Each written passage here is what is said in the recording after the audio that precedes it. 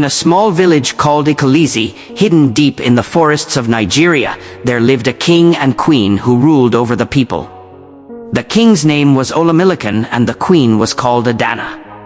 They were good rulers who cared for their subjects. After many years of marriage, Adana finally gave birth to a son.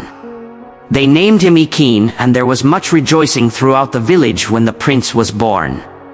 "He will make a fine king one day," Olamilekan declared proudly as he held the baby prince in his arms.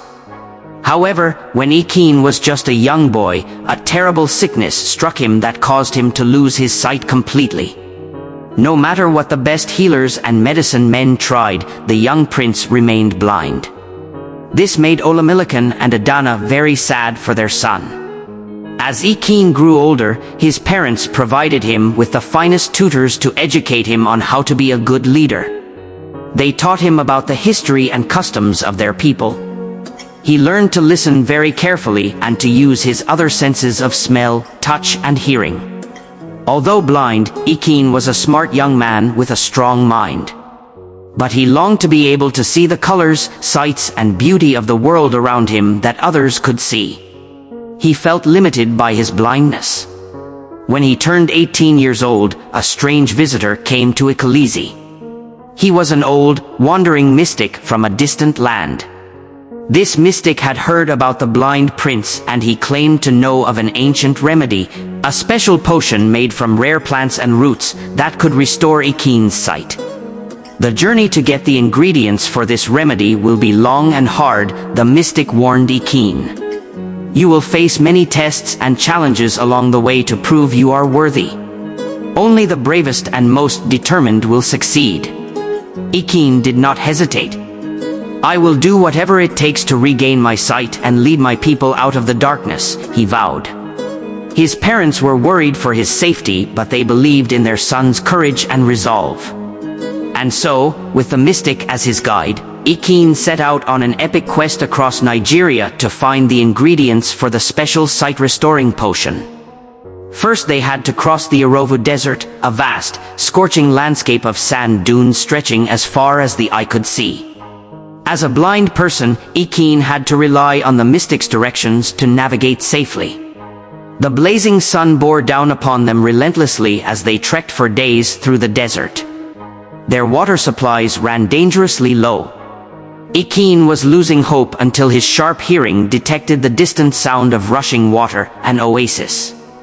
After replenishing their supplies at the lush oasis, they continued their journey into the treacherous Ogbunike jungle, a dense, tangled rainforest teeming with dangerous species like venomous snakes and diseased insects. Ikin was forced to feel his way cautiously with hands and feet through the twisted mass of roots, vines, and shrubbery. One night, while making camp in the jungle, they were attacked by a gang of vicious bandits looking to rob them.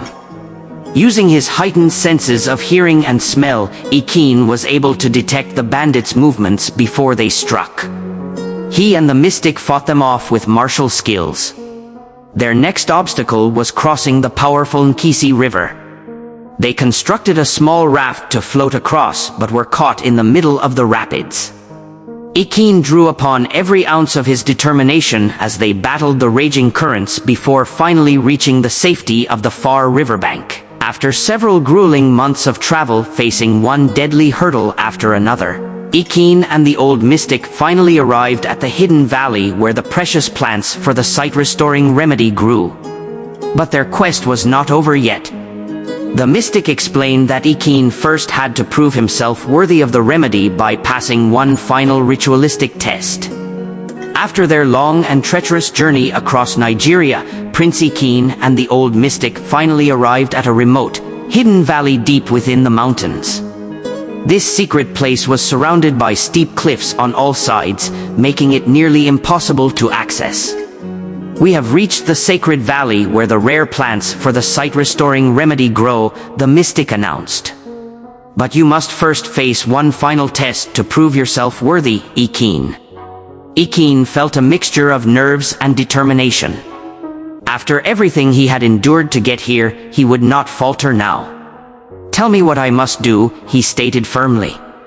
The mystic led the prince to the center of the valley, where a large flat rock formation sat atop a small grassy hill.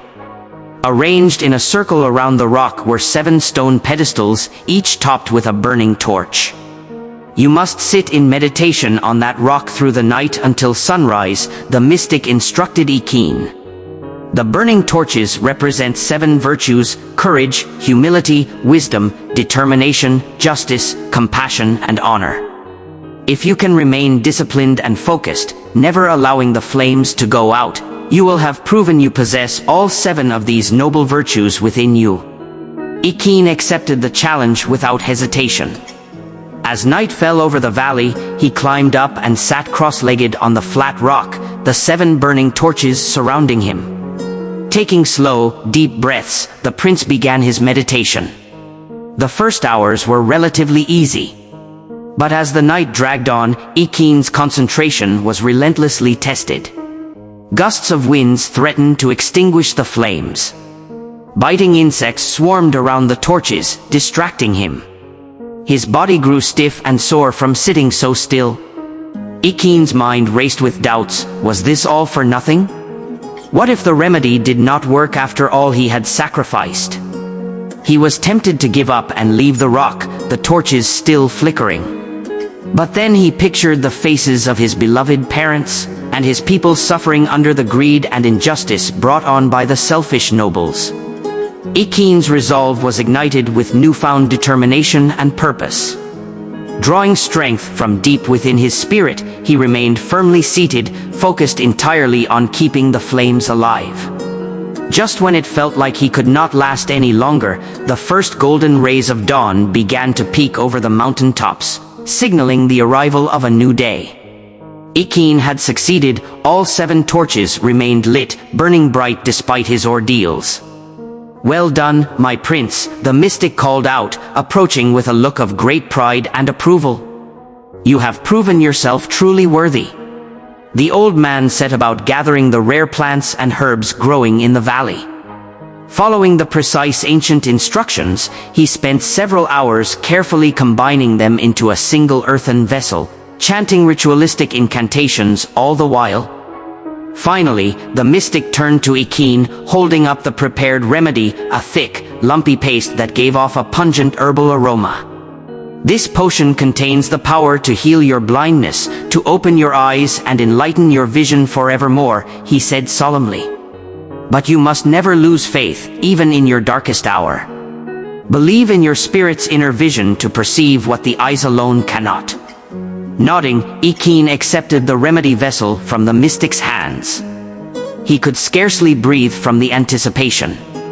For a moment, fear gripped him. What if this did not work after all his struggles?